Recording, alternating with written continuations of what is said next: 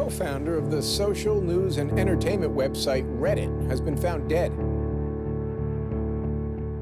Sin duda era un prodigio, aunque él nunca pensó que lo fuera.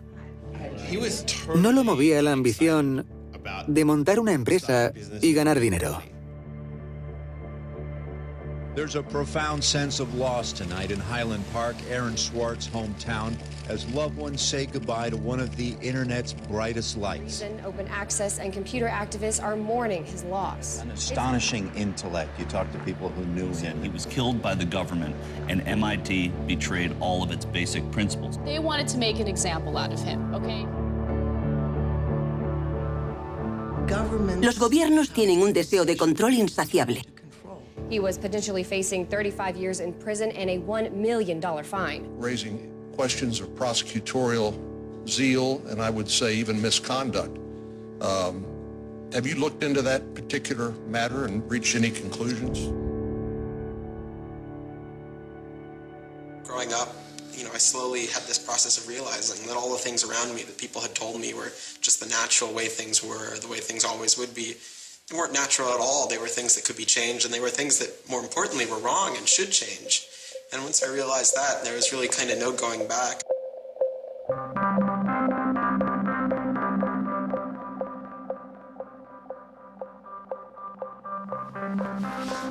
Welcome to Story Reading Time.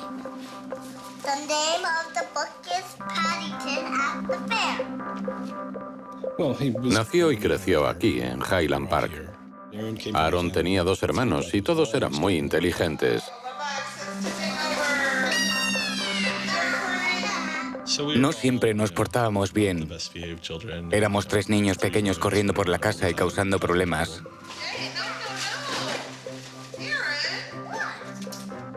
Pero ahora soy consciente de que Aaron empezó a aprender siendo muy pequeño.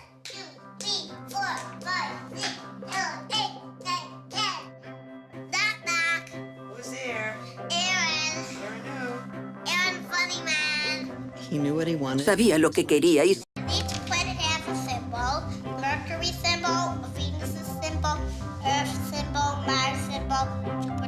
Un día le preguntó a Susan, ¿qué es eso de entretenimiento familiar gratuito en Highland Park? Tenía 3 años. Ella le dijo, ¿de qué estás hablando? Y él le respondió, mira, lo pone en la nevera. Entretenimiento familiar gratuito en Highland Park. Ella se quedó boquiabierta, asombrada de que supiera leer.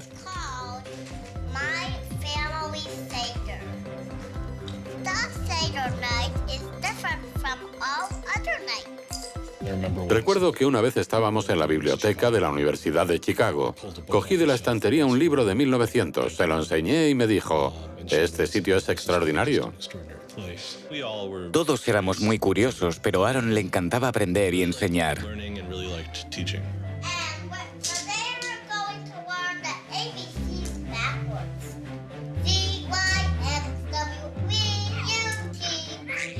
El día que llegó a casa tras su primera clase de álgebra me dijo, Noah, voy a enseñarte álgebra. Y yo le dije, ¿qué es el álgebra? Él era así.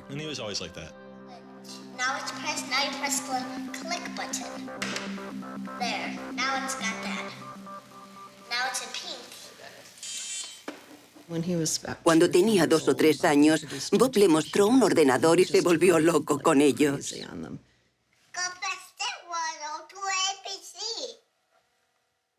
Todos teníamos ordenadores, pero a Aaron le encantaban. Le fascinaba Internet.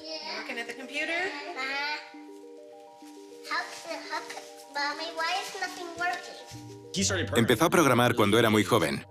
Recuerdo el primer programa que escribimos en BASIC. Era un juego de conocimientos sobre la guerra de las galaxias. Nos sentábamos juntos en el sótano, donde estaba el ordenador, y pasábamos horas programando el juego. Cuando yo ya me cansaba, él siempre encontraba algo nuevo que hacer o resolver con un programa informático.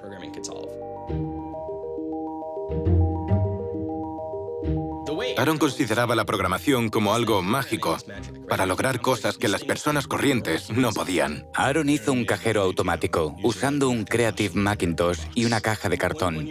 Un año en Halloween No recuerdo de qué quería disfrazarme, pero a él le pareció una idea fantástica que me disfrazara de su nuevo ordenador favorito, que en aquel momento era el iMac. Él odiaba disfrazarse, pero le encantaba convencer a los demás de que fuésemos como a él le gustaba.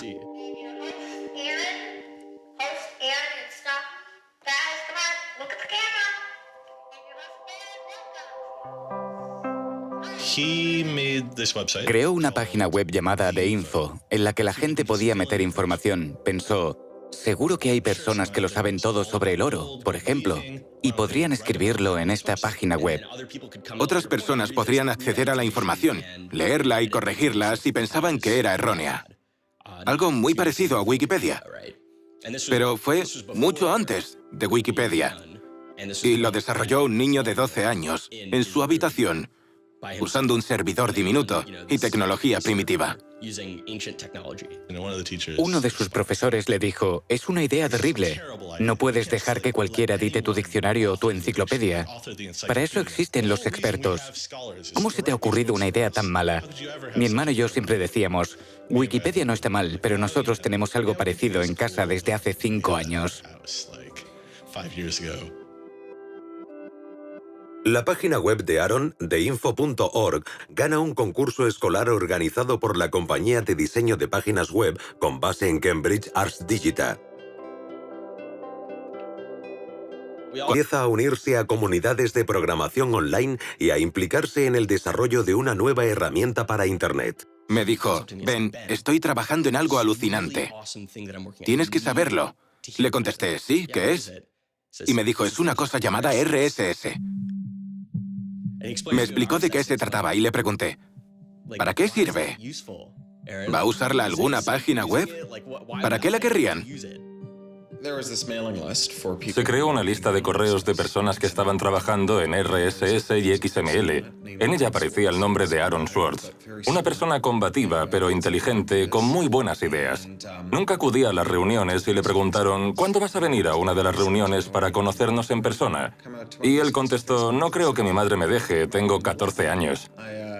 No podían creer que aquella persona, aquel colega con el que llevaban todo un año trabajando, fuera un chico de 13 años, 14 recién cumplidos. Y nuestra segunda reacción fue, tenemos que conocerlo. Es extraordinario, formaba parte del grupo que diseñó el RSS. Él ayudó a construir los cimientos del hipertexto moderno.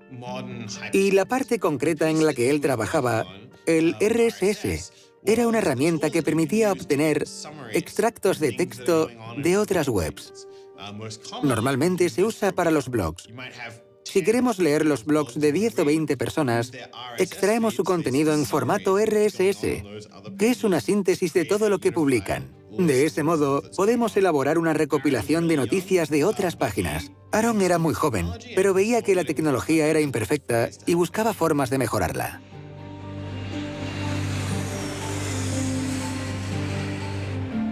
Su madre lo dejaba en el aeropuerto en Chicago y nosotros lo recogíamos en San Francisco.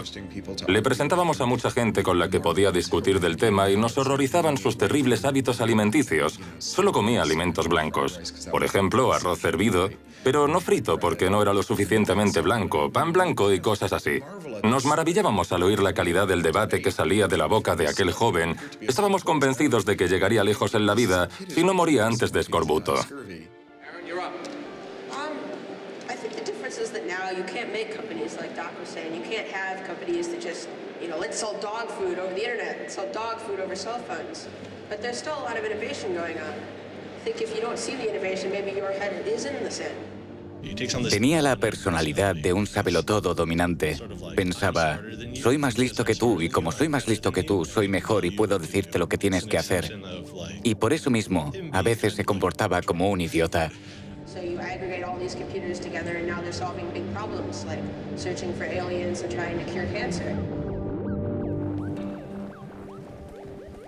Lo conocí a través del IRC, Internet Relay Chat, y no solo escribía códigos, sino que solucionaba muchos problemas a la gente.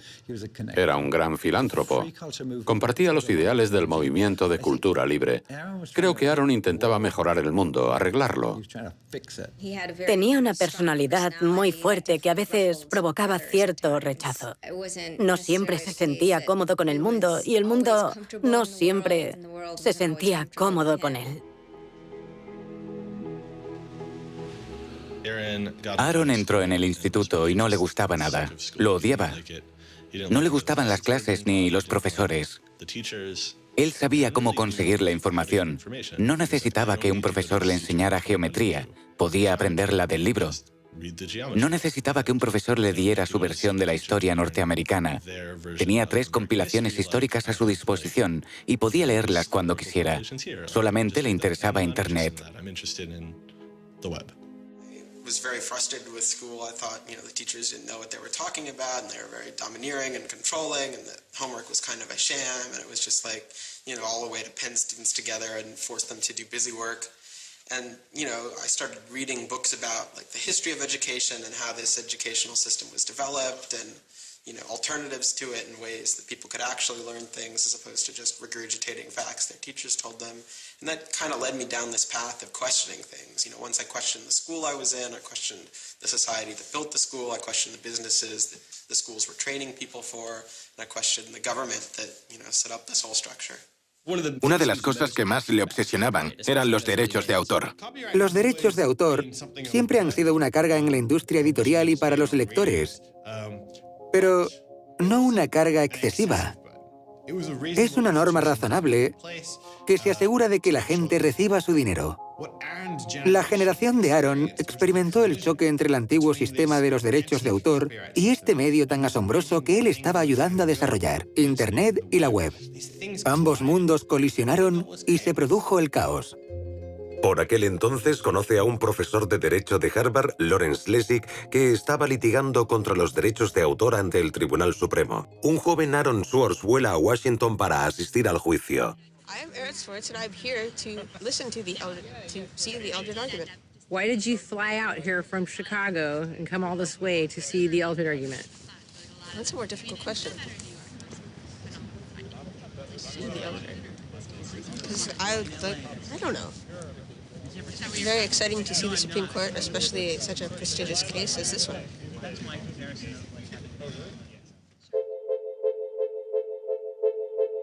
Lessig también trabaja en una nueva forma de definir los derechos de autor en Internet. Se llama Creative Commons.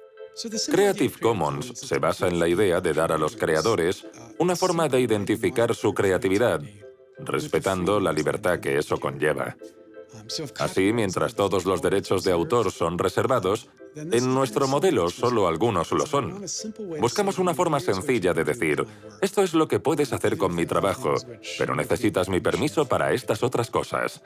El trabajo de Aaron era la parte informática, redactar las licencias para que fueran sencillas y comprensibles, para que los ordenadores pudieran procesarlas. La gente preguntaba, ¿por qué se encarga un chico de 15 años de redactar las especificaciones de Creative Commons?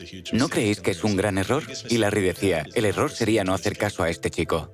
Ni siquiera era lo suficientemente alto como para llegar al podio. Antes eran todos fijos, no regulables, y siempre se producía ese momento embarazoso en el que abría la pantalla del ordenador y nadie podía verlo. Come to our website here, and you go to choose license. It gives you this list of options, explains what it means, and you fill out 3 simple questions. Do you want to require attribution? Do you want to allow commercial uses of your work? Do you want to allow modifications of your work? Me dejó impactada al ver que todos aquellos hombres lo trataban como a un adulto. Aaron subió al escenario frente a mucha gente y empezó a hablar de la plataforma que había creado para Creative Commons. Y todo el mundo le prestaba atención. Yo estaba sentada al fondo y solo podía pensar, es solo un niño. ¿Por qué lo escuchan? Pero lo hacían. Yo no entendía bien de qué hablaba. Aunque sus detractores critican la falta de esfuerzo por asegurar a los artistas el pago de su trabajo, el éxito de Creative Commons ha sido enorme. Actualmente, solo en la web Flickr, más de 200 millones de personas usan alguna de las licencias de Creative Commons. Contribuyó con sus habilidades tecnológicas, pero para él no era una cuestión simplemente tecnológica. Aaron solía escribir con franqueza en su blog personal. Pienso mucho las cosas y me gustaría que otros hicieran lo mismo. Trabajo en nuevas ideas y aprendo de la gente. No me gusta excluir a nadie. Soy un perfeccionista, pero no dejo que eso se interponga en las publicaciones. Salvo por la educación y el entretenimiento, no desperdicio mi tiempo en cosas que no causarán impacto. Intento ser amable con todo el mundo, pero odio que no me tomen en serio. No siento resentimiento, no es productivo y aprendo de mis propias experiencias. Quiero hacer del mundo un lugar mejor.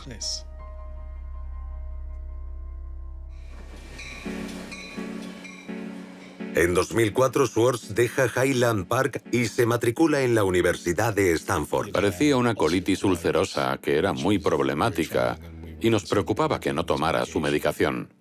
Fue hospitalizado y tenía que tomarse un cóctel de pastillas todos los días. Una de ellas contenía esteroides, lo que detuvo su crecimiento y lo hizo sentir diferente del resto de los estudiantes.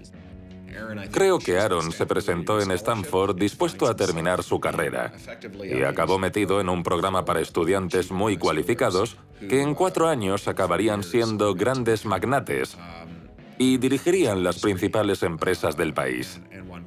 Y creo que eso le molestaba muchísimo. En 2005, tras solo un año de universidad, Schwartz recibe una oferta de trabajo para una nueva empresa llamada Y Combinator, dirigida por Paul Graham. Dijo, se me ha ocurrido una idea para una página web. Y a Paul Graham le encantó. Así que Aaron dejó los estudios y se mudó a este apartamento. Este era el apartamento de Aaron cuando se mudó aquí. Recuerdo que mi padre se quejaba de lo difícil que era encontrar un piso de alquiler porque Aaron no tenía nómina y había dejado la universidad.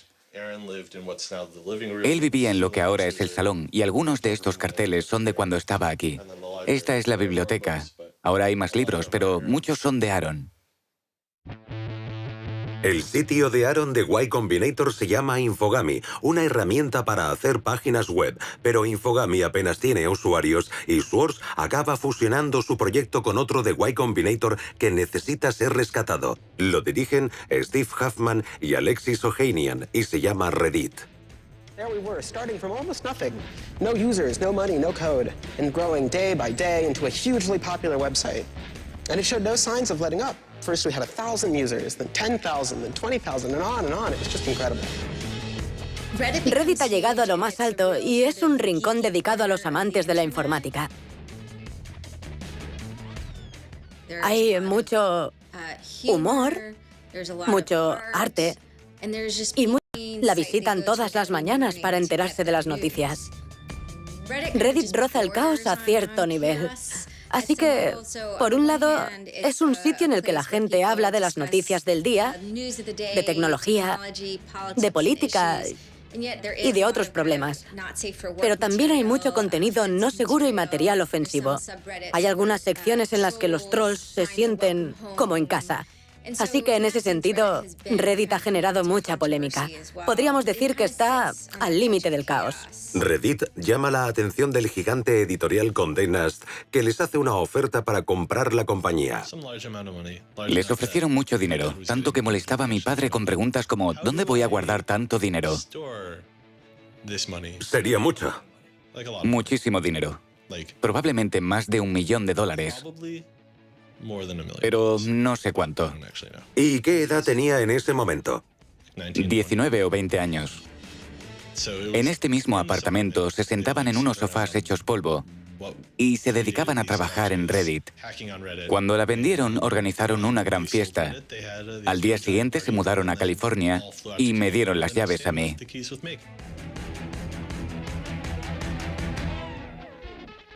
Fue curioso porque acababa de vender su empresa y todos suponíamos que era rico. pero dijo, voy a instalarme en esta habitación que parece una caja de zapatos. No necesito más. No era mucho mayor que un armario. Para él, la idea de gastar el dinero en objetos de lujo era impensable. Siempre decía, me gusta vivir en apartamentos, así que no voy a gastar una fortuna en una mansión. Y me gusta vestir con vaqueros y camisetas, así que no voy a gastar dinero en ropa. Para él no era importante. Lo que sí es importante para Schwartz es cómo fluye el tráfico de Internet y qué nos llama más la atención. In the old system of broadcasting, you were fundamentally limited by the amount of space in the airwaves. You know, you could only send out 10 channels over the airwaves of television, right? Or even with cable, you had 500 channels. On the internet, everybody can have a channel. Everyone can get a blog or a MySpace page. Everyone has a way of expressing themselves. And so what you see now is not a question of who gets access to the airwaves. It's a question of who gets control over the ways you find people. You know, you start seeing power centralizing in sites like Google, these sort of gatekeepers that tell you where on the internet you want to go, the people who provide you your sources of news and information. So it's not, you know, only certain people have a license to speak. Now everyone has a license to speak. It's a question of who gets heard. Cuando empezó a trabajar en Condé Nast, en San Francisco, llegó a la oficina y quisieron darle un ordenador con una serie de programas instalados. Le dijeron que no podía instalar nada nuevo en él, lo que para un programador es ultrajante. Desde el primer día se quejaba de eso. Paredes grises, escritorios grises, ruido gris. Cuando llegué el primer día no podía soportarlo. A la hora del almuerzo me encerré en el baño y me puse a llorar. No creo que pueda mantener la cordura con ese zumbido constante en mis oídos, y mucho menos podría trabajar así. Pero aquí, nadie más parece trabajar. Todo el mundo entra en nuestra sala para pasar el rato o charlar, o invitarnos a jugar al nuevo videojuego que está probando Wired. Tenía diferentes aspiraciones, más bien políticas. Y en Silicon Valley no existe esa cultura de orientar la actividad tecnológica hacia fines políticos. Aaron odiaba trabajar para una empresa. Todos odiaban trabajar para Condé Nast. Pero Aaron era el único que no estaba dispuesto a aceptarlo. Así que hizo que lo despidieran dejando de ir a trabajar. Se dice que fue una separación dura. Tanto Alexis Ohanian como Steve Huffman rechazaron ser entrevistados para este documental. Rechazaba el mundo empresarial. Una de las cosas más importantes a tener en cuenta de esa elección es que cuando Aaron decidió dejar la empresa, también dejaba atrás todo lo que le había hecho famoso y corría el riesgo de decepcionar a sus seguidores. Fue donde todo el mundo esperaba que fuera. Pero tuvo la sensatez y el sentido común de admitir que había escalado una montaña de mierda para plantar una rosa. Y al hacerlo se dio cuenta de que había perdido el sentido del olfato. En vez de quedarse allí sentado, intentando convencerse de que no era tan malo como parecía y deleitándose por haber conseguido la rosa, volvió a bajar. Y eso es alucinante. Aaron consideraba la programación como algo mágico. Lograba cosas que las personas corrientes no podían con la programación. Y si una persona tiene poderes mágicos, debe usarlos para hacer el bien o para ganar montañas de dinero. Schwartz se siente inspirado por uno de los visionarios a los que había conocido de niño. El hombre que había inventado la web, Tim Berners-Lee. En la década de 1990, Berners-Lee se convirtió en el autor de uno de los inventos más lucrativos del siglo XX, pero en vez de beneficiarse de la World Wide Web, la red, la cedió de forma gratuita. Ese es el motivo de que exista hoy en día. Tim influenció muchísimo a Aaron. Es uno de los primeros y grandes genios de Internet que no se benefició de ello en ningún aspecto. No le interesaba encontrar el modo de hacerse multimillonario. Mucha gente lo habría visto como una forma de ganar dinero y ahora existirían muchas webs pequeñas en vez de una grande. Y las webs pequeñas no habrían funcionado al ser imposible conectarlas unas con otras.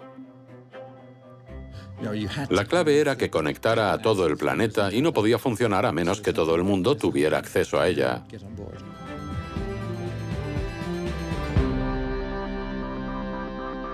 I mean, I feel very strongly that it's not enough to just live in the world as it is, to just kind of take what you're given and, follow the things that adults told you to do and that, your parents told you to do and that society tells you to do. I think you should always be questioning. I take this very scientific attitude that everything you've learned is just provisional, that, it's always open to recantation or refutation or questioning. And I think the same applies to society. Once I realized that there were real serious problems, fundamental problems that I could do something to address, I didn't see a way to forget that. I didn't see a way not to.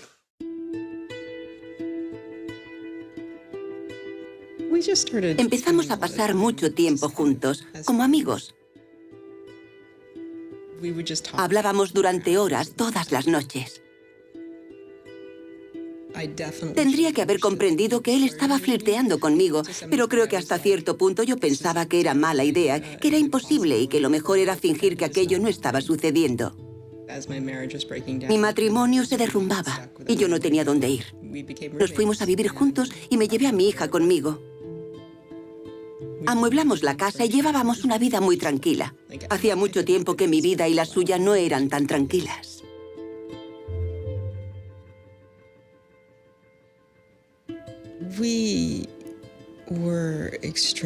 Estábamos muy unidos desde que comenzó nuestra relación. Estábamos en contacto constantemente. Pero los dos éramos muy difíciles. Durante una discusión, él me confesó que tenía una canción favorita y le pedí que me la pusiera. Se trataba de Extraordinary Machine, de Fiona Apple. Creo que le gustaba porque transmite esa sensación de prepararse para una batalla. Y también porque inspira mucha esperanza.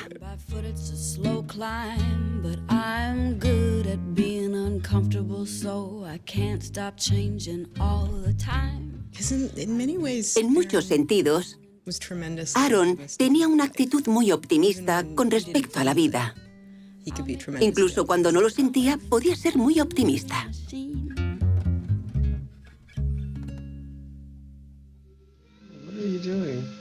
Flickr has video now. Schwartz se vuelca en una serie de nuevos proyectos relacionados con el acceso a información pública, incluido un portal de aprovechamiento de recursos llamado watchdog.net y una página llamada The Open Library. The Library Project is a website that you can visit at openlibrary.org, and the idea is to be a huge wiki, an editable website with one page per book. So for every book ever published, we want to have a web page about it that combines all the information from publishers, from booksellers, from libraries, from readers, onto one site, and then gives you links where you can buy it, you can borrow it, or you can browse it. I love libraries. I'm the kind of person who goes to a new city and immediately seeks out the library. That's the dream of Open Library, is building this website where both you can leap from book to book, from person to author, from subject to idea, go through this vast tree of knowledge that's been embedded and lost in big physical libraries that's hard to find, that's not very well accessible online, is really important because books are a cultural legacy. Books are the place people go to write things down, and to have all that swallowed up by one corporation is kind of scary. ¿Cómo se da acceso público al dominio público? Puede parecer obvio tener acceso público al dominio público, pero no es así. Lo de dominio público debería ser accesible para todo el mundo, pero a menudo está protegido, suele estar blindado. Es como tener un parque nacional con un foso alrededor y armas para protegerlo y evitar que alguien intente disfrutar de él. Una de las cosas que interesaban a Aaron era dar acceso público al dominio público, y fue eso lo que lo metió en tantos problemas. Intenté acceder a los archivos del Tribunal Federal de Estados Unidos y me encontré con un confuso sistema llamado PACER, acrónimo de Acceso Público a los Archivos Electrónicos del Tribunal. Empecé a buscar por Internet y fue entonces cuando di con Carl Malamud. access to legal materials in the United States is a $10 billion per year business. Pacer es una increíble abominación del servicio público. Cuesta 10 centavos la página y tiene unos códigos totalmente incomprensibles. No se puede buscar ni marcar nada y hay que introducir una tarjeta de crédito, pero son archivos públicos. Los tribunales de distrito son muy importantes porque ahí es donde comienzan muchos de nuestros litigios. Los casos de derechos civiles, los de patentes y muchos más. Y los periodistas, los estudiantes, los abogados, mucha gente necesita acceder a Pacer y el sistema se resiste. Las personas sin medios no pueden leer las leyes tan fácilmente como aquellas que tienen un American Express. Es un impuesto por el acceso a la justicia. La ley es el sistema operativo de nuestra democracia. ¿Y tenemos que pagar para verla? No parece muy democrático. Ganan unos 120 millones de dólares al año con el sistema Pacer. Y no cuesta eso, según sus propios registros. De hecho, es ilegal. La ley e-Government de 2002 declara que el tribunal puede cobrar únicamente lo necesario para cubrir los gastos que conlleva mantener Pacer. Como fundador de public.resource.org, Malamud decidió protestar por el cobro de Pacer. Crea un programa llamado The Pacer Recycling Project al que la gente puede subir documentos de Pacer por los que ya han pagado y crear así una base de datos gratuita que todo el mundo pudiera usar. La gente de Pacer empezó a recibir muchas críticas, incluso del Congreso, para que permitieran el acceso público a la página. Así que crearon un nuevo sistema y en 17 bibliotecas repartidas por todo el país, el acceso a Pacer era gratuito. Supone una biblioteca por cada 22.000 kilómetros cuadrados, así que no servía de nada. I encouraged volunteers to join the so-called Thumb Drive Corps and download docs from the public access libraries, upload them to the Pacer recycling site. La gente iba con memorias USB, descargaban documentos y me los enviaban. Pero era una broma. De hecho, cuando alguien pinchaba en Thumb Drive Corps, se abría un vídeo del Mago de Oz con los Munchkins cantando.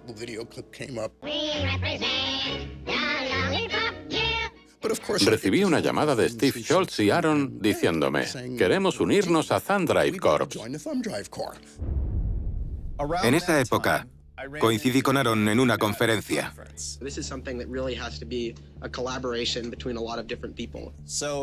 Me acerqué a él y le dije, estoy planeando una intervención en el problema de Pacer.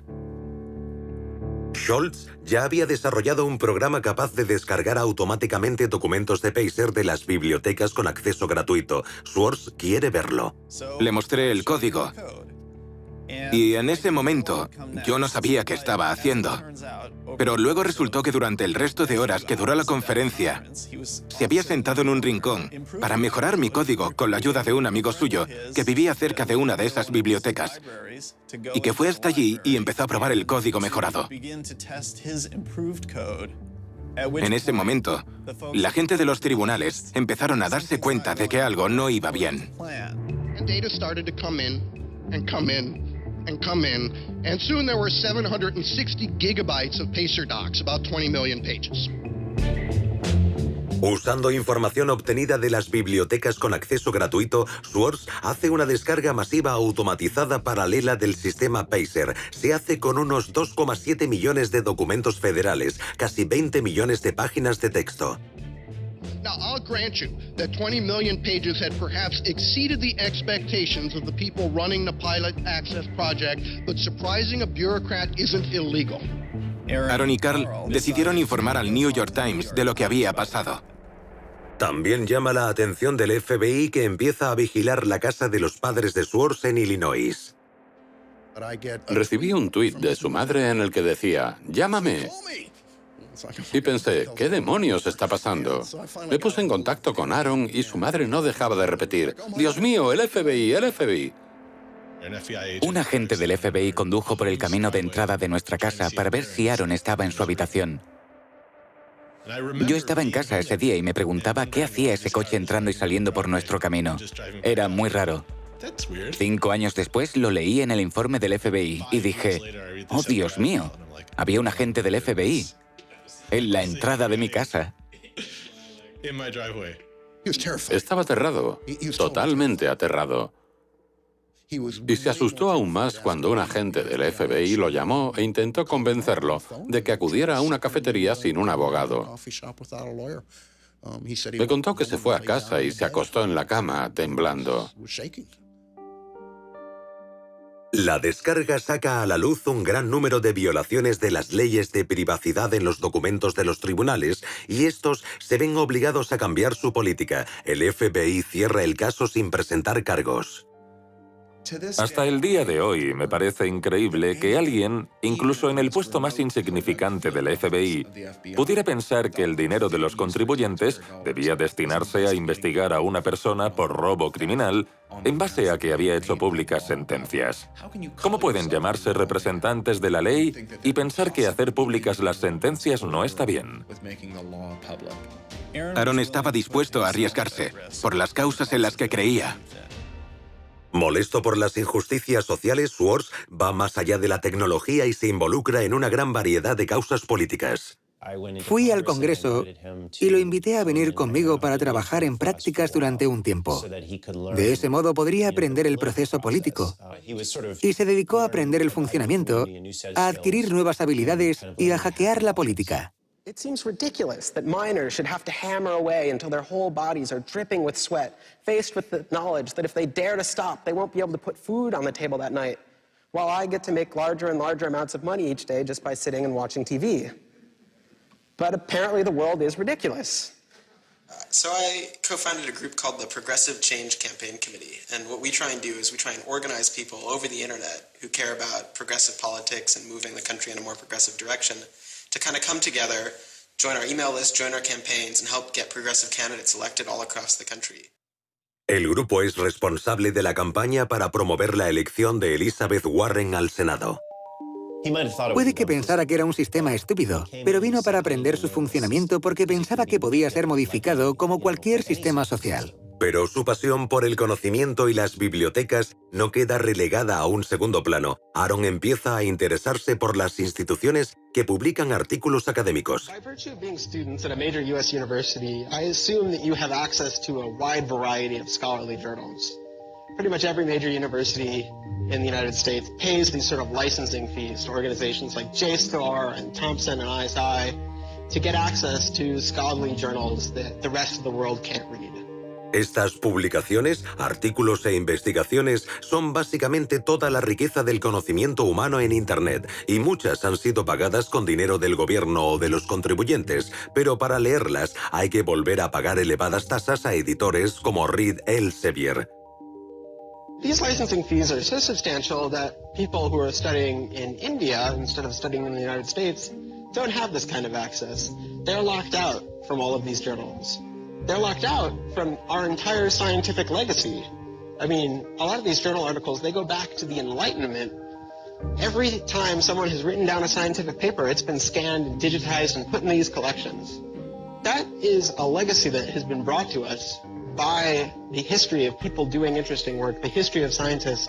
It's a legacy that should belong to us as a commons, as a people, but instead it's been locked up and put online by a handful of for-profit corporations who then try and get the maximum profit they can out of it.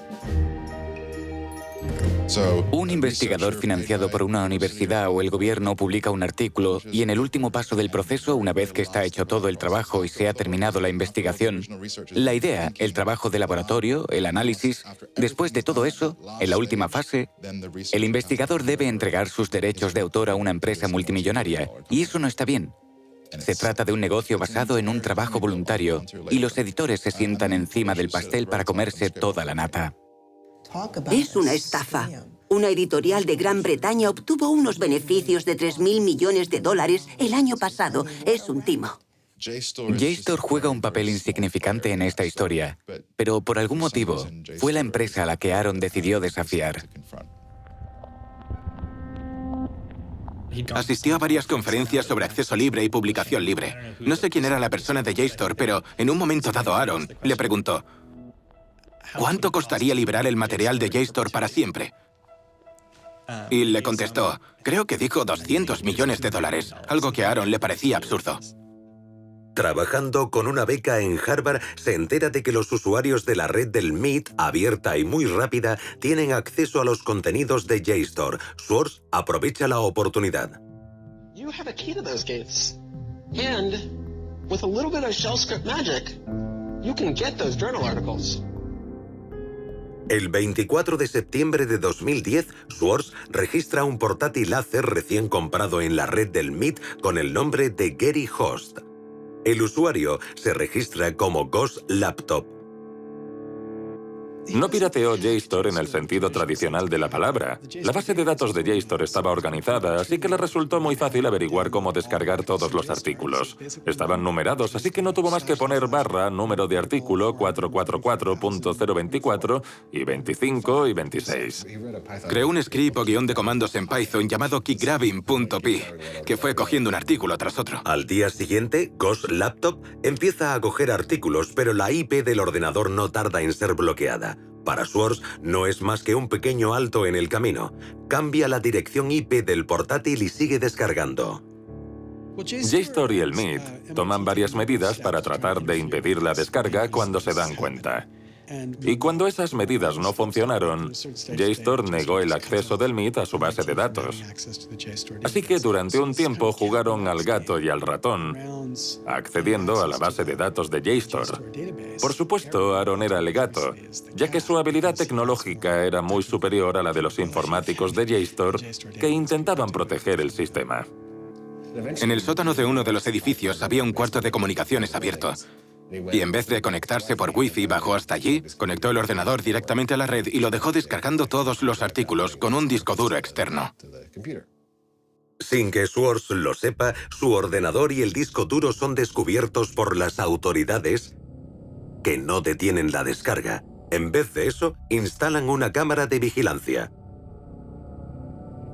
Encontraron el ordenador en el sótano de un edificio del MIT. Podrían haberlo desconectado, haber esperado a que el propietario volviera para decirle: «Oye, ¿qué estás haciendo? Corta eso, ¿quién eres tú?». Pero no lo hicieron. Querían grabarlo para reunir pruebas en su contra. Ese es el único motivo por el que se graba una cosa así.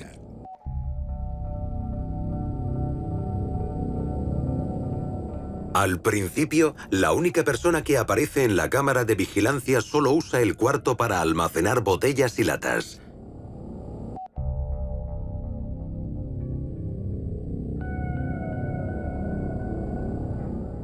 Pero días después, la cámara graba a Schwartz.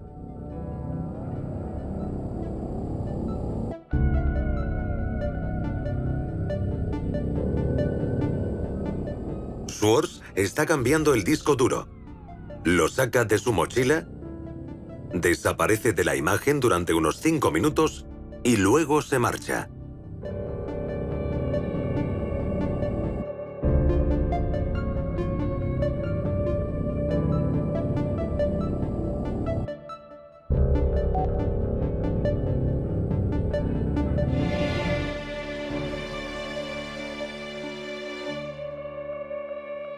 Organizaron una especie de emboscada.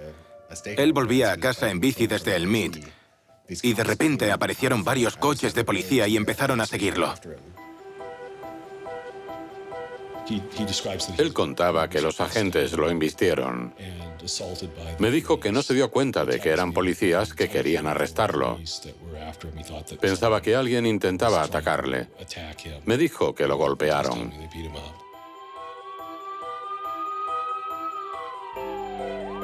Yo estaba hundido. La idea de que un miembro de mi familia tuviera que someterse a cualquier tipo de proceso criminal me resultaba extraña e incomprensible. Pidieron órdenes de registro para la casa de Aaron, su apartamento en Cambridge y su despacho en Harvard. 2 días antes de la detención, la investigación va más allá de JSTOR y la policía local de Cambridge. Ahora está en manos del Servicio Secreto de Estados Unidos. El Servicio Secreto fue creado para investigar los fraudes informáticos y de tarjetas de crédito en 1984, pero 6 semanas después del ataque del 11 de septiembre, sus competencias aumentan. El presidente Bush hace uso de la Patriotic Act para crear una red de lo que ellos llaman Fuerzas Especiales contra los Delitos Electrónicos.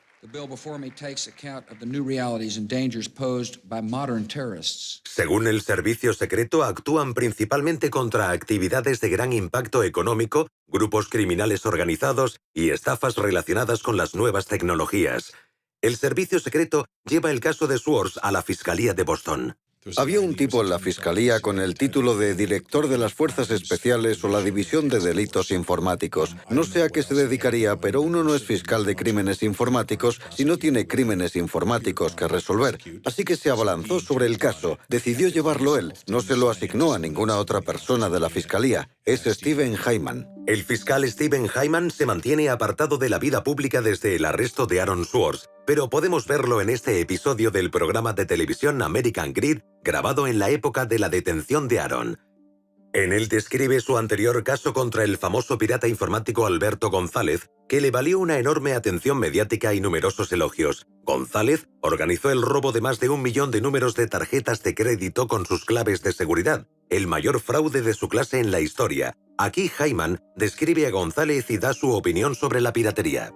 These guys are driven by a lot of the same things that we're driven by.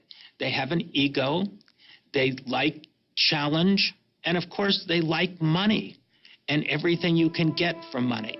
Uno de los sospechosos implicados en el caso González era un joven hacker llamado Jonathan James. Creyendo que lo acusarían por los crímenes de González, James se suicidó durante la investigación. En un comunicado de prensa anterior, describiendo la postura del gobierno con respecto al caso de Aaron Swartz, la jefa de Hyman y fiscal del distrito de Massachusetts, Carmen Ortiz, declara: robar es robar, ya se use un comando informático o una palanca y se sustraigan documentos, datos o dólares. No es cierto. Obviamente no es cierto. No digo que no cause daños y tampoco que no debería castigarse el robo de información. Pero deberíamos ser mucho más sutiles a la hora de determinar exactamente qué daños son más perjudiciales. Si fuerzo una puerta con una palanca, estoy causando daño, no cabe duda. Pero cuando Aaron crea un script que dice descargar, descargar, descargar 100 veces por segundo, no está causando daño a nadie. Y menos si lo hace con el propósito de crear un archivo de publicaciones académicas. Eso no le causa daño a nadie. No estaba robando, ni vendiendo lo que cogió, ni regalándolo. Solo quería dar a conocer su punto de vista. La detención pasa factura a Swartz. No quería hablar de ello. Estaba muy estresado. Si yo pensara que el FBI va a llamar a mi puerta en cualquier momento y me van a detener nada más salir, o al ir a hacer la colada, o que entraran en mi apartamento si no cierro bien la puerta, estaría realmente estresado. Así era como se sentía Aaron. Se volvió bastante sombrío.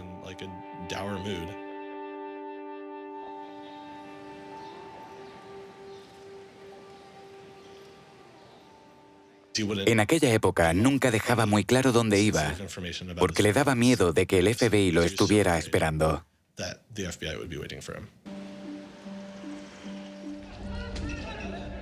Es una época de activismo social y político sin precedentes. La revista Time nombraría como persona del año 2011 al manifestante. Se produjo un aumento de ataques de hackers. Wikileaks había publicado una serie de comunicaciones diplomáticas. Manning fue arrestado. En aquella época no se sabía si él había sido el responsable de la filtración. Anonymous, una especie de grupo de protesta del que forman parte muchos hackers, empezó a hacer de las suyas. Si comparamos todo eso con lo que él hizo, deberían haber dejado el caso en manos del MIT y JSTOR para que lo solucionaran de forma privada y profesional. Jamás debería haber llamado la atención de los tribunales. No pertenecía a ese ámbito.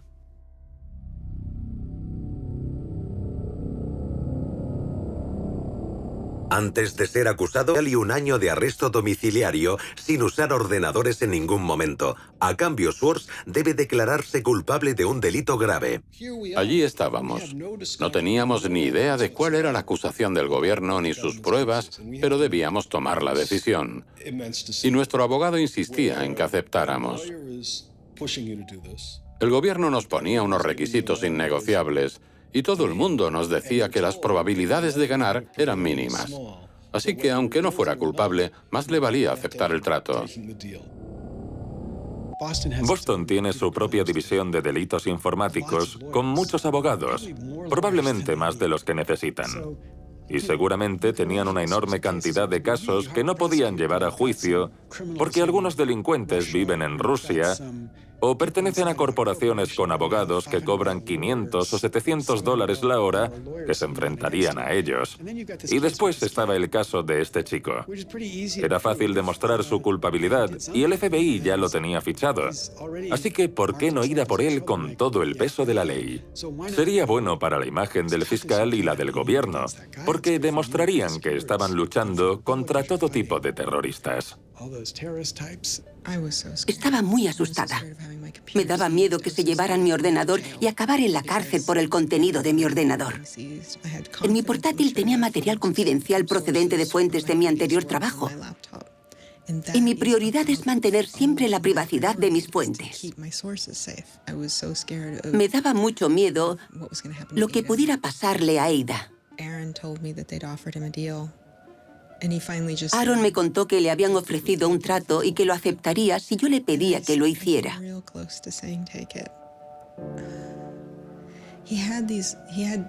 Me faltó muy poco para pedírselo.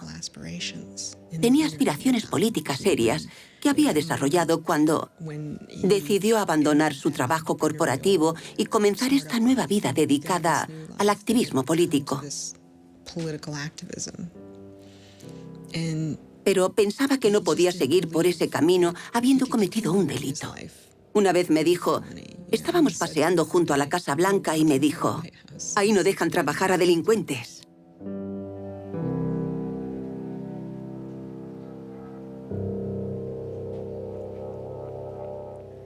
Quería que esa fuera su vida. No había matado a nadie, no había hecho daño a nadie, no había robado dinero. No había hecho nada que pudiera considerarse un delito grave. No había motivos para que lo tacharan de delincuente y le quitaran el derecho a voto en muchos estados por lo que había hecho. Era ultrajante. Era normal que se sintiera así. Podrían haberle puesto una multa o prohibirle la entrada al MIT para siempre. Pero, ¿declararlo un delincuente y encarcelarlo? Swords rechaza el trato. Hyman redobló sus esfuerzos y continuó presionándonos a todos los niveles. A pesar de las pruebas recuperadas del portátil, el disco duro y la memoria USB de Aaron, los fiscales necesitan pruebas de sus intenciones. ¿Por qué descargó Aaron Swords artículos de JSTOR y qué planeaba hacer con ellos? El gobierno sostenía que planeaba publicarlos. No sabemos si esa era su intención, porque Aaron se dedicaba a hacer proyectos en los que analizaba grandes cantidades de datos procedentes de artículos para aprender de ellos. La mejor prueba de ello era que cuando estaba en Stanford, también descargó toda la base de datos de Westlaw. Para un proyecto con estudiantes de Derecho de Stanford, Swords descargó la base de datos legal de Westlaw y puso al descubierto la vinculación entre quienes financiaban la investigación legal y los resultados finales. Hizo un fabuloso análisis de organizaciones comerciales que concedían dinero a profesores de Derecho para que estos escribieran artículos analizando las leyes que les eran favorables, como Exxon durante un derrame de petróleo, y ese sistema corrupto de financiación les beneficiaba. Swords nunca publicó los documentos de Westlaw. Podía tener la misma intención con la base de datos de JSTOR. Era algo totalmente aceptable. Pero si por otro lado tenía intención de crear un servicio equiparable a JSTOR, como su propio Harvard Law Review, y cobrar por ello. Entonces se trataba de un delito criminal porque estaría intentando explotar ese material comercialmente. Pero sería de locos pensar que pretendía eso. También cabía la posibilidad de que su intención fuera hacer pública toda esa información. Y dependiendo de sus intenciones, la ley debía considerarlo de un modo u otro. El gobierno lo acusaba de un delito comercial, como si hubiera robado datos de tarjetas de crédito, ese tipo de delitos. No sé qué pensaba hacer con esa base de datos, pero un amigo suyo me dijo que quería analizarlos en busca de pruebas de financiación empresarial en investigaciones sobre el cambio climático que pudieran modificar las conclusiones. Y yo me lo creo.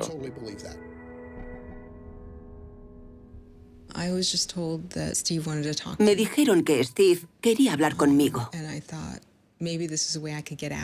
Pensé que podía ayudarlo a salir de aquella situación. No quería vivir con el miedo de que me incautasen el ordenador, y con el miedo de ir a la cárcel por desacato si me negaba a entregar mi ordenador. Así que cuando me dijeron que Steve quería hablar conmigo, me pareció razonable.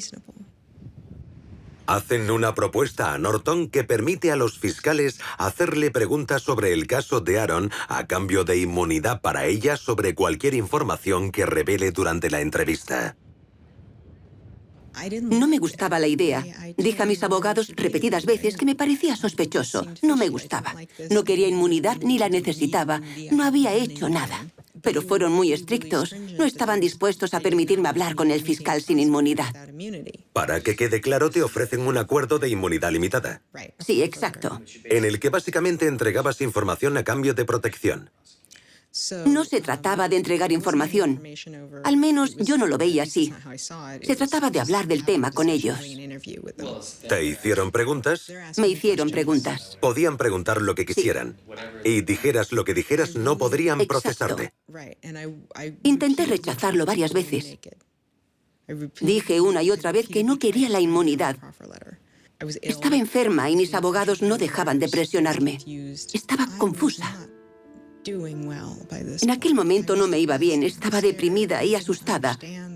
No comprendía la situación en la que me encontraba. No tenía ni idea de lo que pasaba. Yo no había hecho nada interesante, ni mucho menos malo. Nos enfadamos mucho. Aaron se sentía muy confuso. Todos estábamos confusos. Hasta los abogados de Aaron. Intentamos que Quinn cambiara de abogados. No estaba acostumbrada a estar en una habitación con hombres adultos, armados, diciéndome constantemente que mentía y que intentaba ocultar algo. Les dije que lo que intentaban juzgar no era un delito, que se estaban equivocando. Recuerdo que usé la frase, estáis en el lado equivocado de la historia. Y me miraron con cara aburrida. No parecían enfadados, parecían aburridos. Y empecé a pensar que no hablábamos el mismo idioma. Les dije un montón de cosas sobre por qué la gente se descarga publicaciones académicas y al final, no recuerdo por qué, mencioné que había publicado en su blog el manifiesto de guerrilla por el acceso abierto. Este es el manifiesto de guerrilla por el acceso abierto, escrito supuestamente en julio de 2008, en Italia. La información es poder, pero como sucede con todo poder, hay quienes quieren quedárselo. Todo el patrimonio cultural y científico del conocimiento, publicado durante siglos en libros y publicaciones, continúa siendo digitalizado y guardado por unas cuantas empresas privadas. Mientras tanto, quienes habéis sido excluidos no os habéis quedado de brazos cruzados. Habéis fisgoneado a través de agujeros y trepado las vallas, liberando la información y compartiéndola con vuestros amigos. Pero todas estas acciones pasan desapercibidas y quedan ocultas. Las llaman actos de robo o piratería. Como si compartir la riqueza del conocimiento fuese el equivalente a saquear un barco y asesinar a su tripulación. Pero compartir no es inmoral, es un imperativo moral. Solo quienes están cegados por la ambición se negarían a permitir que un amigo hiciera una copia. No hay justicia en cumplir leyes injustas. Es hora de salir a la luz y, siguiendo la gran tradición de la desobediencia civil, declarar nuestra oposición al robo privado de la cultura pública. Supuestamente, el manifiesto fue escrito por 4 personas diferentes y editado por Norton. Pero es Schwartz quien lo firma. Cuando terminé la entrevista, fui inmediatamente a hablar con Aaron y le conté todo lo que recordaba. Se enfadó muchísimo. Lo que hice no tendría que haber acabado así. No hice nada mal, pero todo salió mal. Y yo nunca... Sigo furiosa.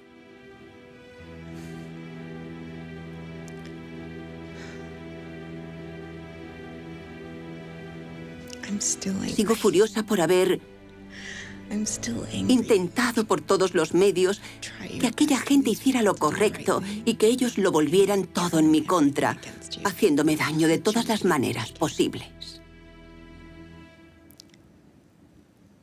En ese momento, lamenté haber dicho todo eso. Pero sobre todo lamento que aceptemos eso como algo normal, que nos parezca bien. Que mantengamos un sistema judicial que conduce a la gente a pequeñas trampas que pueden arruinarte la vida. Ojalá no hubiera dicho aquellas cosas. Pero lo que más me enfurece es que todo siga igual. Y que la gente piense que eso está bien. Usaron todos los métodos imaginables para sonsacarle información que perjudicara a Aaron y que pudiera ayudar a la fiscalía. Pero no creo que la información que dio fuera relevante para el gobierno. Pasan los meses mientras los amigos y familiares de Swords esperan a que se formulen los cargos. En ese tiempo, Swords se convierte en un experto sobre Internet al que consultar. Do you think that the internet is something that should be considered a human right and something that the government cannot take away from you? Yes, definitely. I mean, this notion that national security is an excuse to shut down the internet, that's exactly what we heard in Egypt and Syria and all these other countries. And so, yeah, it's true. Sites like WikiLeaks are going to be putting up some embarrassing material about what the U.S. government does, and people are going to be organizing to protest about it and try and change their government.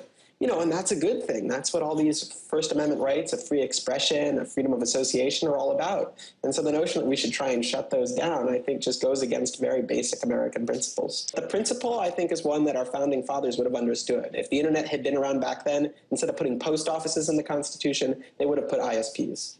Swords conoce a la activista Taryn Steinbrückner Kaufman y empiezan a salir. We need a massive global public outcry. If there's no massive global public outcry, it won't create any change. You know, 4 people in this city should cause a massive global public outcry. You know, we need a petition signer. Sin entrar en detalles, le advierte que está envuelto en lo que él llama lo malo. Yo tenía muchas teorías, como que tenía una relación con Elizabeth Warren, o algo así. Dudaba entre Hillary Clinton y Elizabeth Warren. Y un tiempo después, a finales de julio, Aaron me llamó. Yo cogí el teléfono y me dijo, puede que lo malo salga mañana en las noticias. ¿Prefieres que te lo cuente yo o quieres leerlo mañana? Le contesté, quiero que me lo cuentes. Entonces me dijo, bueno, me detuvieron por descargarme demasiadas publicaciones académicas y quieren usarme para dar ejemplo. Y le dije, ¿eso es todo? ¿Por eso tanto jaleo? ¿En serio? Tampoco me parecía para tanto. El 14 de julio de 2011, el fiscal acusa formalmente a Swords de 4 delitos graves. Lo acusan el mismo día que en Inglaterra detienen a 2 miembros de Lulzsec y a otros piratas informáticos. Aaron parecía un pirata más, así que decidieron clavar su cabeza en una estaca y exponerla para que todo el mundo la viera. Aaron fue a entregarse y lo detuvieron. Lo registraron, le quitaron los cordones de los zapatos y el cinturón y lo encerraron en una celda de aislamiento. La Fiscalía del Distrito de Massachusetts emite un comunicado declarando: Swords se enfrenta a 35 años de cárcel, seguidos de 3 años de libertad condicional, embargo de bienes y una multa de hasta $1 millón. Sale en libertad bajo fianza de $100.000. El mismo día, el principal afectado, JSTOR, retira todos los cargos contra Swords y se niega a proseguir el caso. Los de JSTOR no eran nuestros amigos, no pretendían ayudarnos ni ser amables, pero no quisieron seguir formando parte de esto. Los representantes de JSTOR y su empresa matriz, Ithaca, han rechazado hablar en este documental, pero al mismo tiempo emitieron un comunicado diciendo: procesarlo fue una decisión del gobierno, no de JSTOR. Pensábamos que el caso terminaría ahí, que convenceríamos a Steven Hyman de que retirara la acusación o accediera a solucionarlo de una forma más racional, pero el gobierno se negó. ¿Por qué? Creo que querían dar ejemplo con Aaron. Nos dijeron que no retirarían la acusación por esos delitos graves, ni la petición de cárcel, porque querían usar este caso como algo ejemplarizante. Eso fue lo que nos dijeron. ¿Os lo dijeron? Sí. ¿Que querían dar ejemplo? Sí. ¿Que lo iban a usar para eso? Sí. Lo dijo Steven Hyman. ¿Para disuadir a quién? Como si hubiera más gente que se decidiera a entrar en JSTOR y descargarse publicaciones para hacer una denuncia política. Sería más fácil comprender la postura de la administración Obama de una supuesta intención disuasoria si el gobierno, por ejemplo, hubiera procesado el que podríamos considerar el mayor delito económico que ha tenido lugar en este país en los últimos 100 años. Los crímenes que condujeron a la crisis económica de Wall Street. Cuando empiezan a utilizar la táctica de la disuasión de una forma selectiva, dejan a un lado el análisis del delito y hacen uso de los recursos para el cumplimiento de la ley en base a una ideología política. Y eso no es solo antidemocrático, es incluso antiestadounidense. Posteriormente, el fiscal Steven Hyman dice supuestamente al abogado del MIT que la gota que colma el vaso es un comunicado de prensa enviado por una organización que había fundado Swords llamada Demand Progress. Según el MIT, Hyman reacciona a la declaración de apoyo calificándola de campaña descontrolada por Internet y un movimiento estúpido que eleva el caso de un nivel humano a un nivel institucional. Era una combinación peligrosa. El fiscal no quería perder credibilidad, tenía una carrera política a la vista y no quería que esto le pasara factura en el futuro. Así que destinó mucho dinero de los contribuyentes en detener a una persona por coger demasiados libros de una biblioteca. Increíble. Decidí presionar al MIT de todas las formas posibles para que pidiera al gobierno que detuviera el proceso. ¿Cuál fue la respuesta del MIT? En aquel momento no dio ninguna respuesta.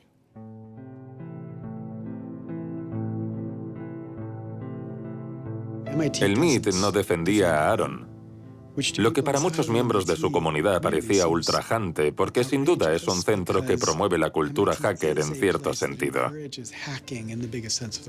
En el MIT, la idea de saltar barreras y meterse por túneles prohibidos no es solo un rito de iniciación.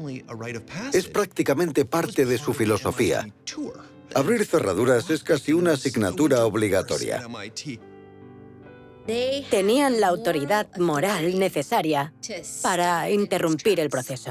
El MIT no se plantó en ningún momento y dijo a los federales: no hagáis esto, no queremos que hagáis esto, os estáis pasando, estáis yendo demasiado lejos. Se comportaron como cualquier otra gran empresa. Ayudaron al gobierno, no nos ayudaron a nosotros. No se veían en la obligación y no intentaron pararlo. El MIT se negó a hacer comentarios al respecto, pero posteriormente emitieron un comunicado diciendo que intentaban mantener una posición neutral y que pensaban que a los fiscales les daba igual lo que el MIT pudiera pensar o decir sobre el caso. El comportamiento del MIT parecía en total desacuerdo con sus principios. Cabría pensar que decidieron no implicarse, y estaban en su derecho. Pero en este caso, esa postura de neutralidad era un claro apoyo a la fiscalía. Tanto Steve Jobs como Steve Wozniak empezaron vendiendo una cajita azul diseñada para defraudar a la compañía telefónica. Bill Gates y Paul Allen comenzaron sus negocios usando los ordenadores de Harvard, algo que estaba en contra de las normas. La diferencia entre Aaron y las personas que he mencionado es que él quería un mundo mejor, no ganar dinero. Swords continúa hablando abiertamente de los problemas de Internet. the internet works is because of the competitive marketplace of ideas. And what we need to be focusing on is getting more information about our government, more accessibility, more discussion, more debate. But instead, it seems like what Congress is focused on is shutting things down. Aaron pensaba que podía cambiar el mundo, explicando claramente cómo funcionaba ese mundo. Literally control your computer and make it spy on you. Welcome, Aaron. Good to have you back on the show here. You know, just like spies used to in olden days put microphones and tap what people were saying, now they're using computers to do the same things. La actividad política de Swartz continúa. Su atención se centra ahora en un proyecto de ley que estudia el Congreso destinado a frenar la piratería. Su nombre es SOPA, la Stop Online Piracy Act. Activistas como Peter Eckersley la consideran excesiva, ya que amenaza la integridad de Internet. Una de las primeras cosas que hice fue llamar a Aaron. Le pregunté, ¿podemos organizar una gran campaña en contra de esto? This isn't a bill about copyright. It's not? No, he said. It's a bill about the freedom to connect. Now I was listening. Se lo pensó un tiempo y luego me dijo que sí. Fue entonces cuando fundó Demand Progress. Demand Progress es una organización activista por Internet. Contamos con 1,5 millones de miembros y se creó en otoño de 2010.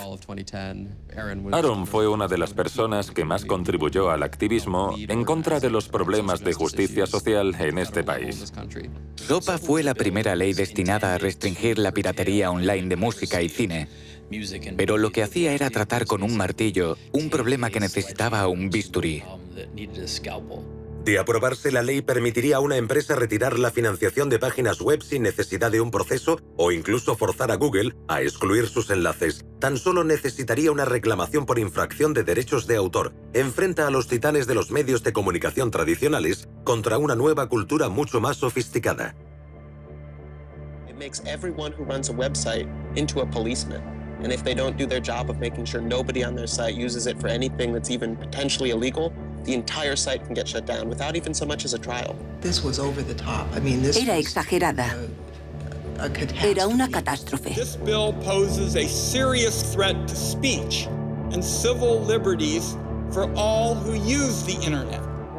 Solo unos cuantos dijimos, nosotros no estamos a favor de la piratería, pero no tiene sentido destruir toda la arquitectura de Internet, el sistema de dominios y todo lo que lo hace abierto y libre en nombre de la lucha contra la piratería.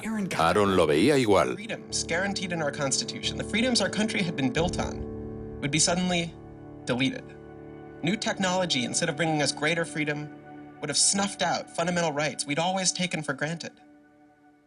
And I realized that day, talking to Peter, that I couldn't let that happen.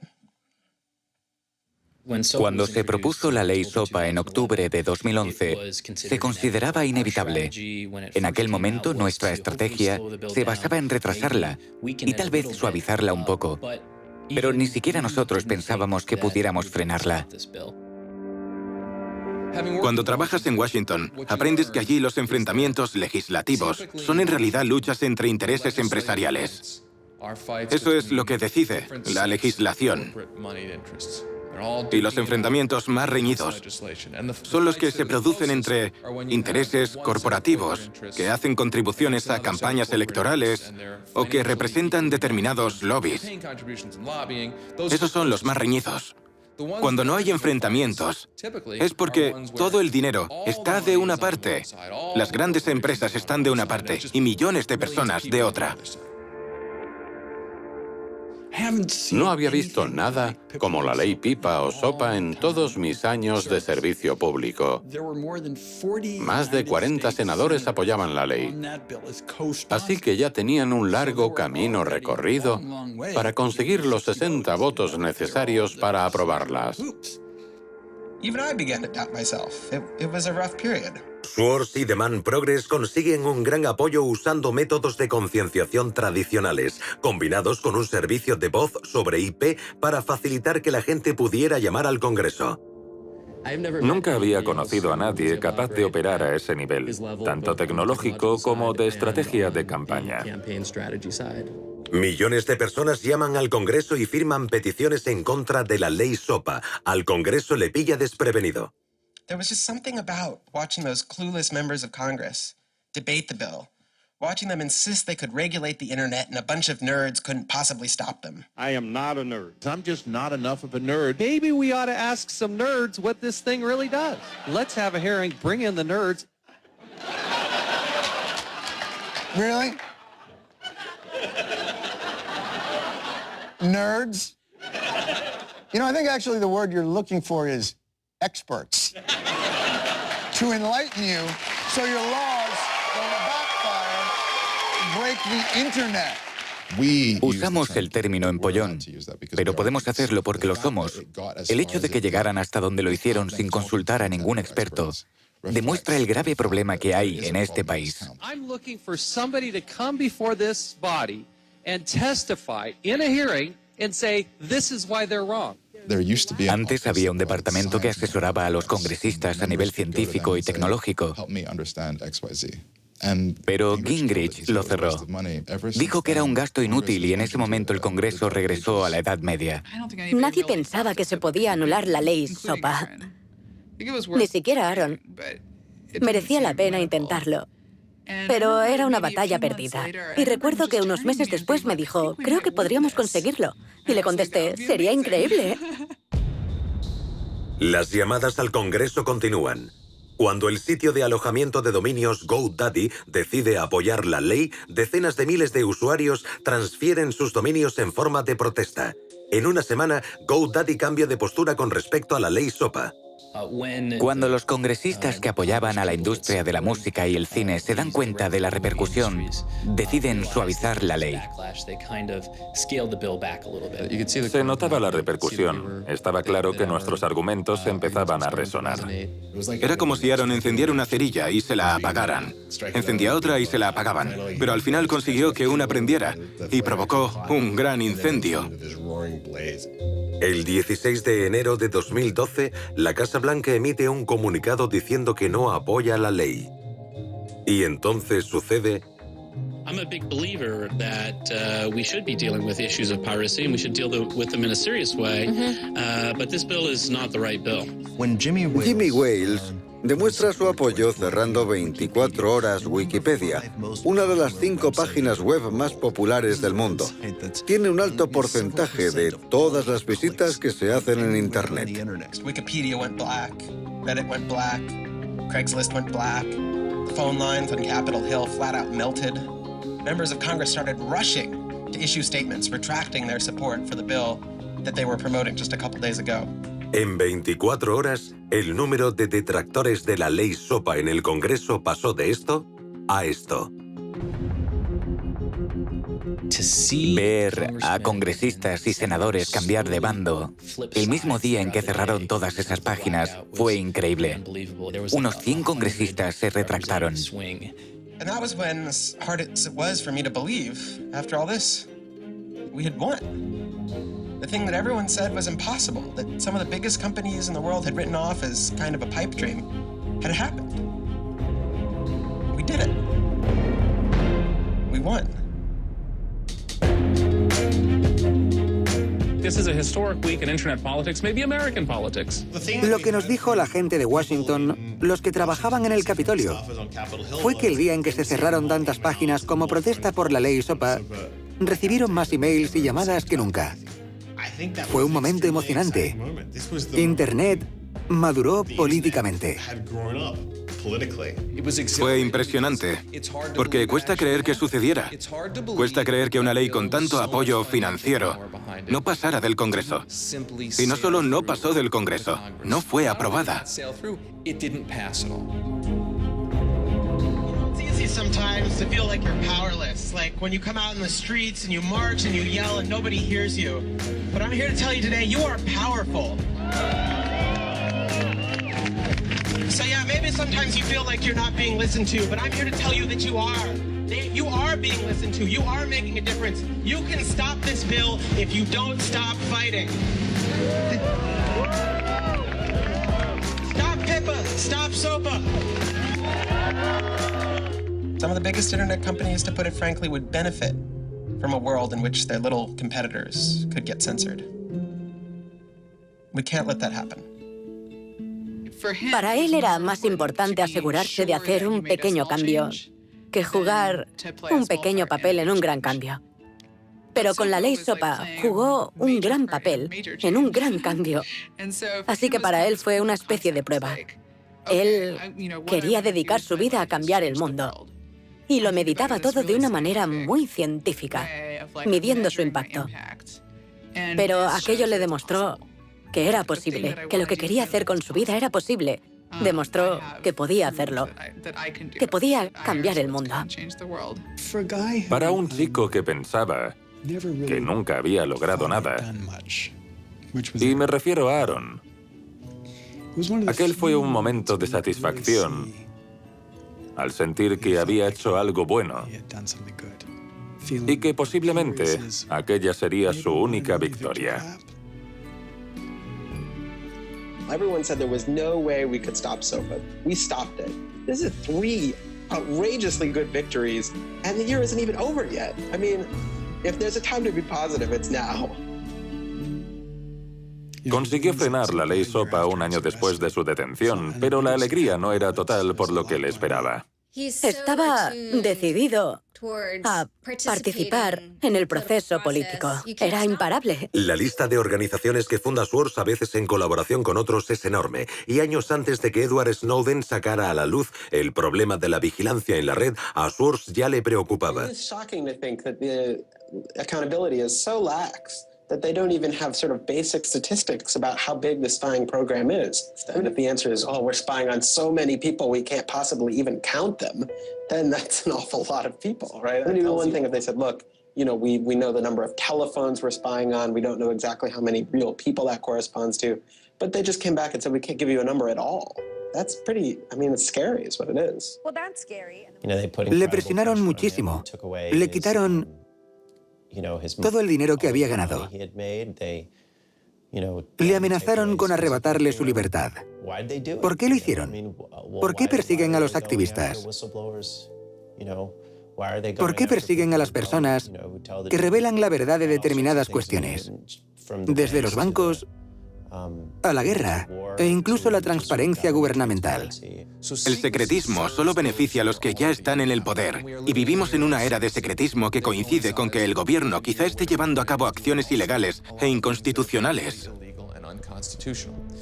Y no creo que sea una coincidencia. It's very clear that this technology has been developed not for small countries overseas, but right here for use in the United States by the U.S. government. The problem with the spying program is it's this sort of long, slow expansion, you know, going back to the Nixon administration, right? Obviously, it became big after 9/11 under George W. Bush, and Obama has continued to expand it, and the problems have slowly grown worse and worse. But there's never been this moment you can point to, say, okay, we need to galvanize opposition today because today is when it matters.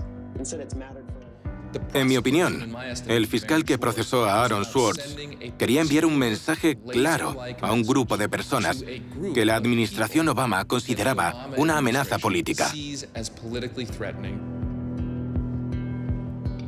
Y me refiero, por supuesto, a la comunidad de hackers y otros activistas a favor de la democracia. A mi entender, el mensaje que la administración Obama quería enviar a esta comunidad era: sabemos que tenéis la capacidad de causar problemas al gobierno, así que vamos a dar ejemplo con Aaron Swartz y asustaros lo más posible para que no causéis problemas. And the government said, oh, the legal opinions we're using to legalize the spying program are also classified. So we can't even tell you which laws we're using to spy on you. You know, every time they can say, oh, this is another instance of cyber war, the cyber criminals are attacking us again, we're all in danger, we're all under threat. They use those as excuses to push through more and more dangerous laws. And so just to follow that up, like, personally, how do you feel the fight is going, I guess? It's up to you. I know, but we gotta, like, you know. You know, there's sort of these two polarizing perspectives, right? Everything is great. The internet has created all this freedom and liberty and everything's going to be fantastic. Or everything is terrible. The internet has created all these tools for cracking down and spying and, you know, controlling what we say. And I think both are true, right? The internet has done both. And both are kind of amazing and astonishing. And which one will win out in the long run is up to us. It doesn't make sense to say, oh, one is doing better than the other. You know, they're both true. And it's up to us which ones we emphasize and which ones we take advantage of, because they're both there and they're both always going to be there.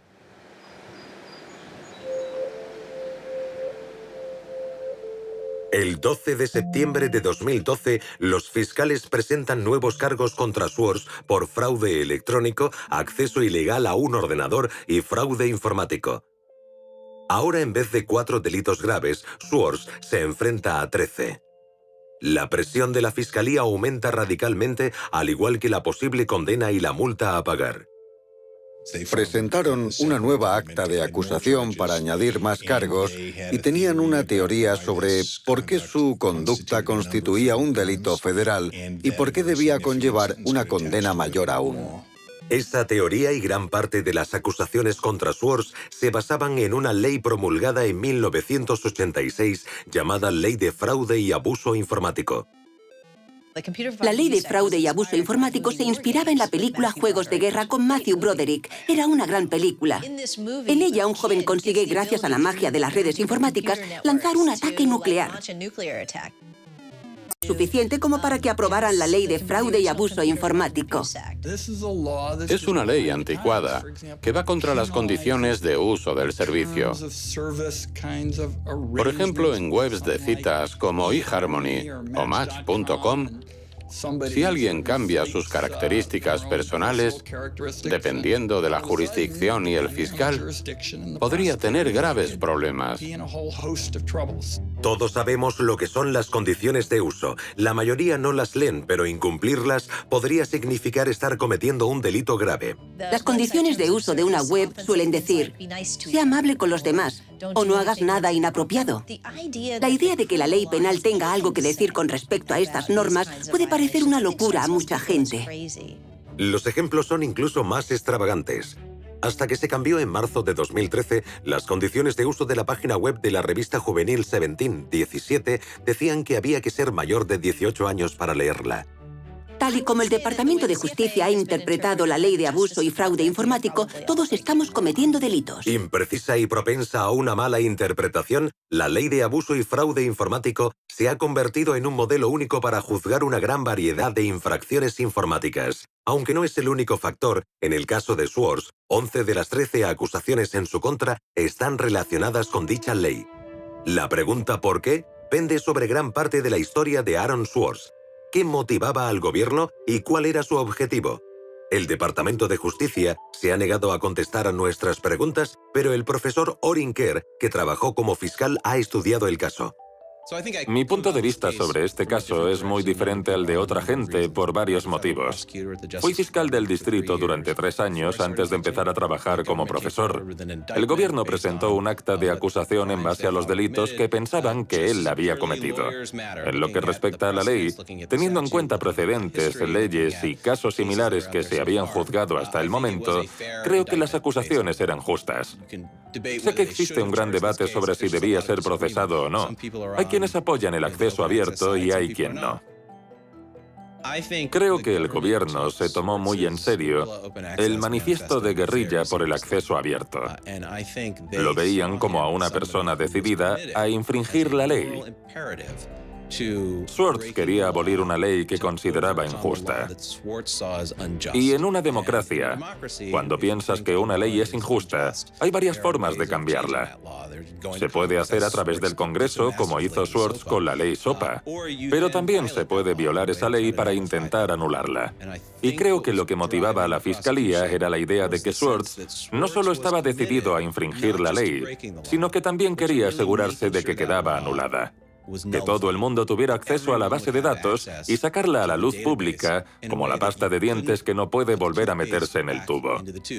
No se habría podido hacer nada y Swords habría ganado. Hay muchas discrepancias sobre si es una ley injusta.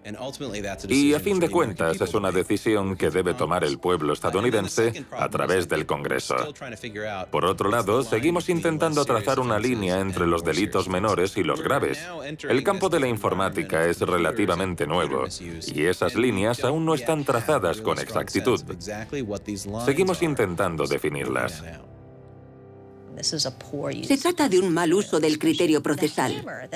El mazo que usa el Departamento de Justicia para asustar a la gente es cada vez más y más grande. Y la mayoría considera que no merece la pena arriesgarse. ¿Pinchamos los teléfonos? ¿Los filmamos? ¿Buscamos a un testigo que testifique contra ellos? Así es como piensan los agentes federales y los fiscales. Construyen acusaciones, crean acusaciones. Schwartz queda atrapado en la maquinaria de un brutal sistema de justicia que podría no dar marcha atrás. Una maquinaria que ha convertido a Estados Unidos en el país con el mayor índice de encarcelamientos del mundo. En este país nos hemos dejado llevar por la política del miedo y la furia. Y todo aquello a lo que tememos, como el futuro de Internet y el acceso abierto, conduce inmediatamente a la intervención de la justicia. Hemos usado la cárcel y el castigo para resolver una gran variedad de problemas que históricamente nunca habían sido considerados delitos penales. El impulso de amenazar, acusar y enjuiciar, que es una parte de lo que ha generado este debate y esta polémica sobre el acceso abierto a la información de Internet, es similar al que hemos visto en otros aspectos. La diferencia es que las personas que se convierten en víctimas de esta respuesta penal y carcelaria suelen ser pobres y pertenecientes a una minoría. Schwartz empieza a aislarse de amigos y familiares. Dejó de trabajar en otra cosa. Su vida giraba en torno a esas acusaciones. Al parecer, uno de los abogados de Aaron dijo a los fiscales que era inestable emocionalmente y que debían tenerlo en cuenta. Así que lo sabían. Le estaba pasando factura. No podía soportar que restringieran sus actos y sus movimientos. Y la amenaza de la cárcel con la que tanto le presionaban le aterraba. Agotó por completo sus recursos económicos y nos cobrando de millones de dólares. ¿La defensa? Sí. ¿Costó millones? Sí. No quería ser una carga para nadie y eso era un factor importante. Llevaba una vida normal y después estaba toda esa mierda que tenía que soportar. Intentaba mantener las dos cosas separadas, pero estaba empezando a afectarle y a volverse una pesadilla. Schwartz se enfrenta a una dura elección: admitir su culpabilidad y seguir adelante con su vida o luchar contra un sistema defectuoso. Para él, la decisión es simple: rechaza un último acuerdo y se fija fecha para el juicio. Aaron estaba decidido a no admitir algo que consideraba injusto, pero también tenía miedo.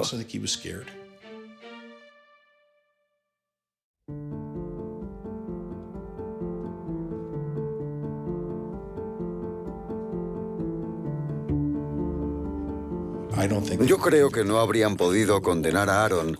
Estoy convencido de que habríamos salido del juzgado, le habría dado un abrazo, habríamos cruzado el río de Boston y nos habríamos tomado unas cervezas. Creo que teníamos razón y estoy convencido de que habríamos ganado el caso.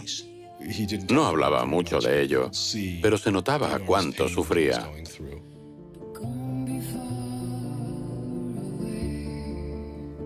En ningún momento de su niñez tuvo cambios de humor, ni episodios depresivos, o nada que pudiera llevarnos a pensar que sufría una depresión. Pero puede que estuviera deprimido.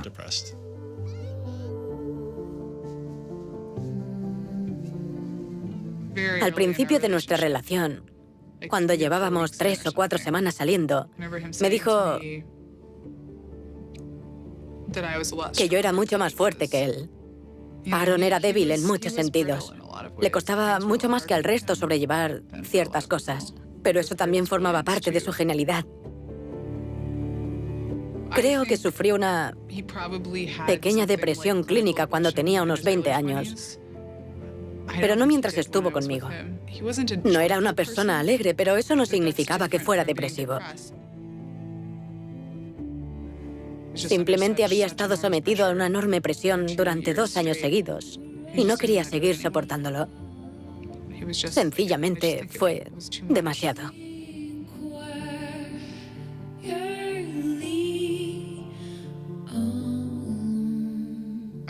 Aquella noche recibí una llamada. Sabía que algo no iba bien, así que llamé y me enteré de lo que había pasado. A co-founder of the social news and entertainment website Reddit has been found dead.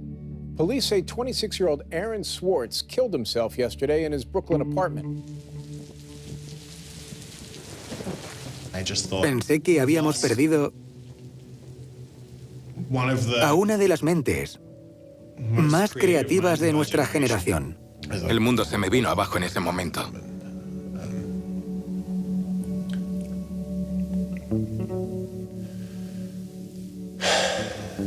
Fue una de las peores noches de mi vida. Yo gritaba, no te oigo, ¿qué has dicho? No te oigo. No puedo, ya está. Tranquila.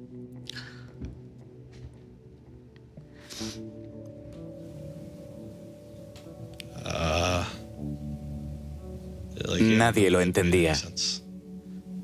Y seguimos sin hacerlo.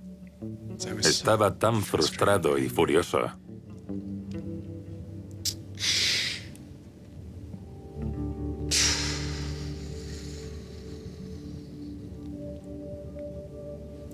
Intenté explicárselo a mis hijos. Mi hijo de 3 años me dijo que los médicos lo arreglarían.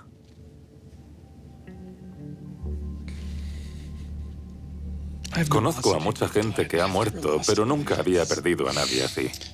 Porque todo el mundo sentía, como yo, que aún había mucho por hacer. No sabía que se sentía así. No sabía que estaba sufriendo tanto. Era una parte de mí.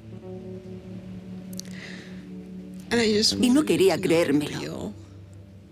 Entonces entré en su página de Wikipedia y vi la fecha de su muerte.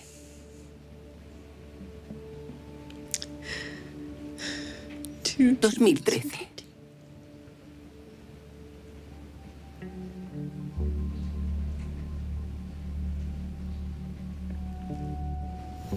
Aaron está muerto. Vagabundos de este loco mundo, hemos perdido a un mentor, a un sabio. Hackers por derecho, somos uno menos, hemos perdido a uno de los nuestros. Proveedores, cuidadores, oyentes, alimentadores, padres, todos, hemos perdido a un hijo. Lloremos.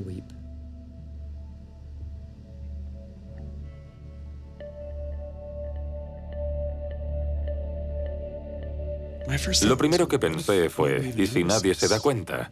Porque no era consciente de lo notable que era. Nunca había visto un estallido de emociones como ese. La red se incendió. Todo el mundo intentaba explicarlo a su modo, pero nunca había visto a la gente mostrar tanta pena en Twitter. Todo el mundo estaba afligido.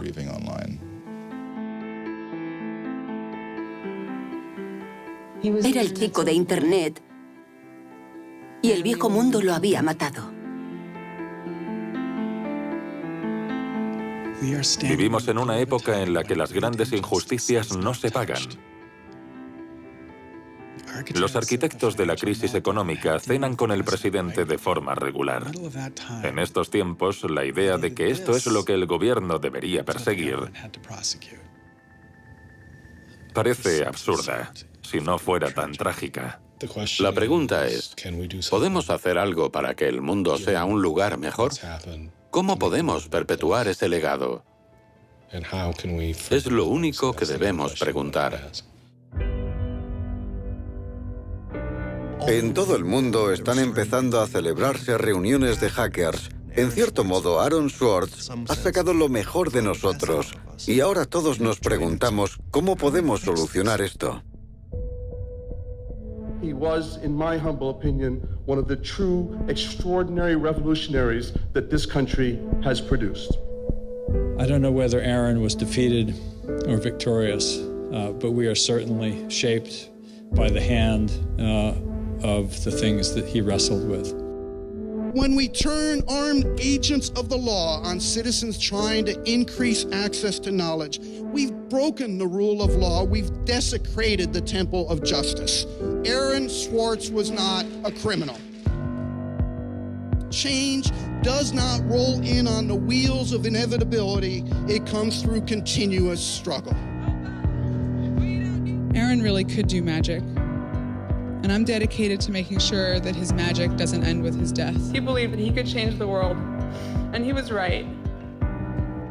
Out of the last week and out of today, phoenixes are already rising. Desde la muerte de Swords, la representante Zoe Lofgren y el senador Ron Wyden han presentado un proyecto para reformar la ley de abuso y fraude informático en la que se basaban la mayoría de las acusaciones contra Swords. Se llama Aaron Law, la ley de Aaron. Aaron creía que debíamos preguntarnos qué es lo más importante que podemos hacer ahora mismo por el mundo.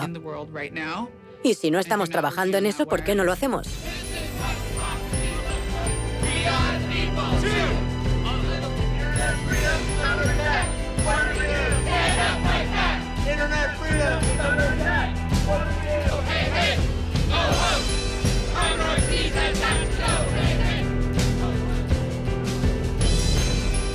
I wish we could change the past, but we cannot. But we can change the future, and we must. We must do so for Aaron. We must do so for ourselves. We must do so to make our world a better place, a more humane place, a place where justice works and access to knowledge becomes a human right. En febrero oí hablar de un chico de 14 años de Baltimore que tenía acceso a JSTOR.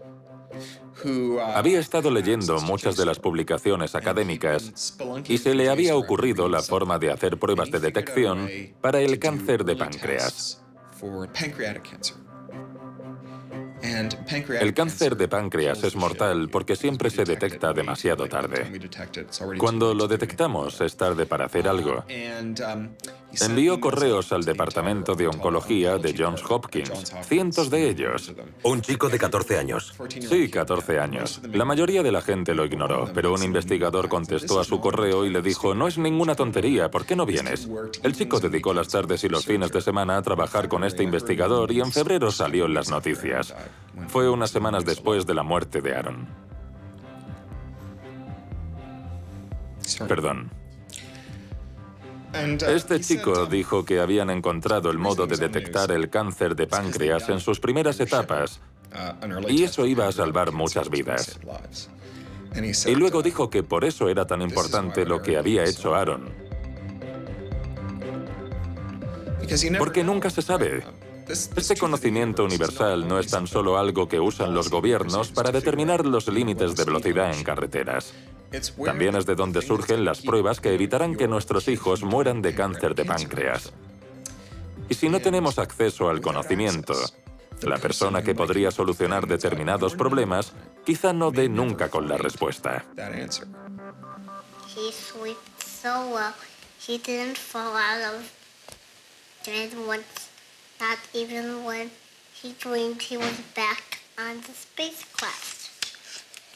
Very good, Aaron. Very good. Yay, Aaron. Okay, now it's song time.